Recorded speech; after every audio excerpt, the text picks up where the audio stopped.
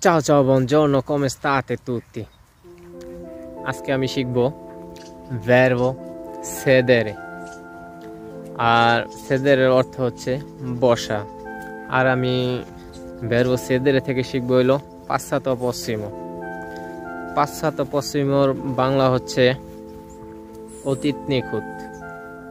যেমন verbo sedere হচ্ছে হলো বসা। এখন আমি বসেছি, মানে বসেছি, মানে বসা হয়ে গেছে, ঠিক আছে। তা বসেছি, আমি বসেছি, তুমি বসেছো, সে বসেছে, আমরা বসেছি, তোমরা বসেছো, তারা বসেছে। ঠিক এইটাই আমি এখন ইতালিয়ানে কনভার্ট করব। যেমন io sono seduto, আমি বসেছি। tu sei seduto, তুমি বসেছো। lui lei è seduto, সে বসেছে।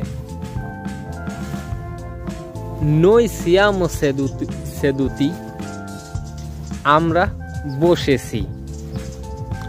voi siete seduti, তোমরা বসেছিলে, তোমরা বসেছিলে।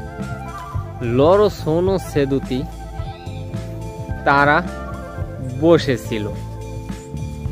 এখন এই যে আমি যদি বলি যে আমি বসেছি, তুমি বসেছিলে, সে বসেছিল, যে আমরা বসেছিলাম, তোমরা বসেছিলে, তারা বসেছিল, এই কথাটা যদি বলতে যাই তাহলে verbo sedere থেকে passato prossimo দিয়া আমাদের এটা ফিল আপ করতে হবে, যেটা আমি বর্তমান করে দিলাম।